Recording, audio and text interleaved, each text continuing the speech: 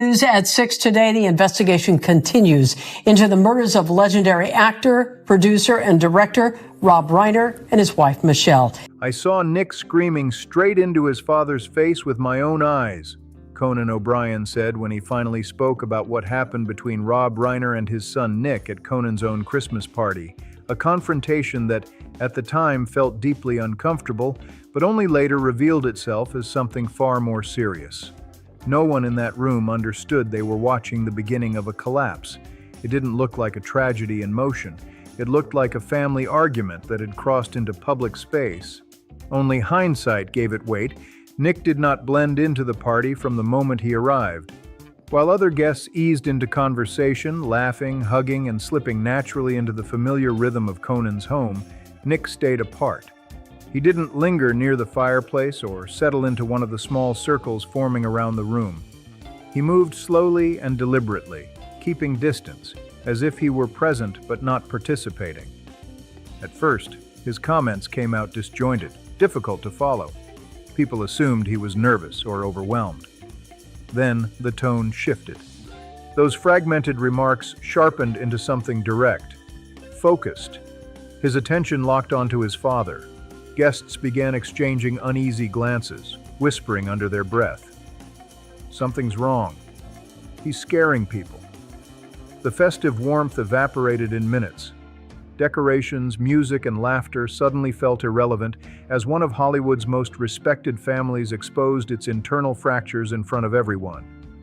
For years, Conan O'Brien's annual Christmas party had been known as a sanctuary. In an industry obsessed with image and access, it was one of the few spaces that felt protected. No press, no recording devices, no gossip traded for leverage.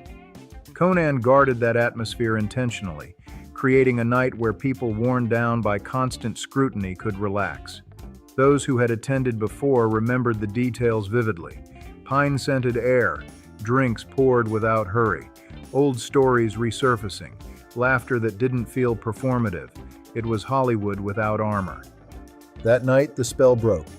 On December 14, 2025, just one day after the party, Rob Reiner and his wife were found dead in their home.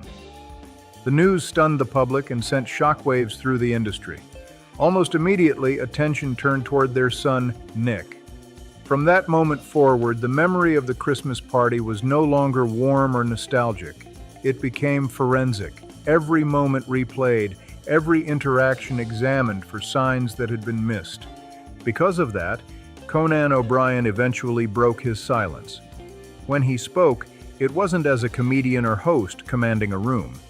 His voice was described as slow, careful, weighted. Each sentence sounded as if it had been considered for a long time before being allowed out. He said everything began to slip off course at one specific moment, when the door opened and Rob Reiner entered with his wife Michelle and Nick. Multiple people present recalled the same sensation. The room didn't go quiet. No one gasped. But something shifted. It was as if an invisible source of warmth had been turned down. Rob smiled, the polite, practiced smile that had accompanied him for decades. But it didn't land. It appeared briefly, then vanished, more reflex than joy. From the first second, Conan said, Rob didn't seem relaxed. He didn't drift toward friends. He didn't settle. His eyes scanned the room, not to enjoy it, but to assess it. He didn't arrive like someone coming to celebrate. He arrived like someone carrying a concern, trying to keep it contained. As Rob struggled to maintain that fragile composure, attention quietly shifted to Nick. While guests gathered into clusters, Nick remained alone. He moved slowly through the space, his gaze sweeping across faces without settling on any for long. Several people later said it didn't feel like being stared at. It felt like being evaluated, as if Nick wasn't seeing individuals, but categorizing them inside a private mental framework no one else could access. At one point, Nick stopped in front of a well-known comedian. There was no greeting, no introduction, just two questions delivered calmly. Who are you? Are you famous?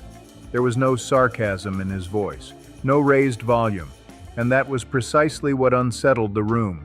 It didn't sound curious. It sounded intentional, like an attempt to strip meaning from the room itself. From across the space, Rob watched. He didn't intervene immediately.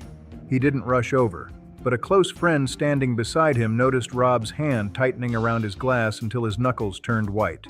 That moment marked a shift. This wasn't simple embarrassment. It was fear. The kind of fear that comes when a parent realizes the familiar tools, love, authority, reputation, protection, are no longer working. As the evening progressed, the tension surfaced fully. Nick didn't shout. What drew attention wasn't volume, but control. His voice was slow, fragmented, deliberate. He turned directly toward his father, dropping any remaining social distance. "You're always talking about family values," Nick said evenly, "but everything's already arranged for the people you think deserve it." Rob paused, then responded quickly, as if this argument was painfully familiar. According to Conan, Rob didn't sound like a filmmaker managing conflict. He sounded like a tired father repeating himself. "Nick, this isn't the time," he said. "We've already talked about this." Nick didn't stop. He spoke about money, about control, about documents he believed had been signed without his consent. People nearby heard him mention a will, assets, decision-making authority placed in hands he didn't trust. Then came the line that drained the room of sound. "You're preparing everything for a world without me? You always have." No one present knew exactly how excluded Nick felt or how much of his perception matched reality, but what was unmistakable was that this wasn't spontaneous. These grievances had been accumulating for years, now erupting in the worst possible setting. Michelle tried to intervene. She placed a hand on Nick's arm and lowered her voice, almost pleading. "Nick, not here, please."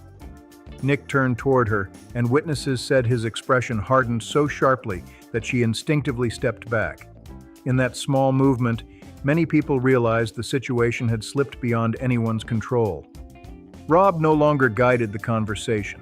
Authority, logic, even affection failed to redirect it. He stood there listening while all the tools he relied on fell away. Conan later said he didn't dwell on the exact words exchanged. What stayed with him was the feeling. "I didn't see a family argument," he said. "I saw pressure. Pressure like one person forcing the others into a corner where every possible response felt wrong. Not physical force, psychological force. No one stepped in. Not because they didn't care, but because no one knew how to intervene once the private boundary between parent and child had already been shattered in public." The confrontation didn't end with resolution. It ended with exhaustion. Nick turned away first. Michelle followed, visibly shaken. Rob remained standing for several seconds, as if confirming it had really happened. A close friend approached him and placed a hand on his shoulder. Rob leaned in and whispered quietly, "I'm scared. I don't know what he'll do next." That wasn't anger, it wasn't frustration, it was helplessness. When the Reiner family left the party, no one walked them out. There were no goodbyes, no closing gestures. The silence lingered long after they disappeared down the walkway. One guest later described it as watching someone walk out of a brightly lit room into darkness without knowing what awaited them. When Conan later recalled that moment, he paused for a long time. His eyes filled. What hurt him most, he said, wasn't the argument itself. It was that he had heard that fear before. After previous parties ended and guests went home, Conan and Rob would sometimes sit together quietly. No cameras, no performance. Rob was a man of few words, but whenever Nick came up, his voice grew heavier.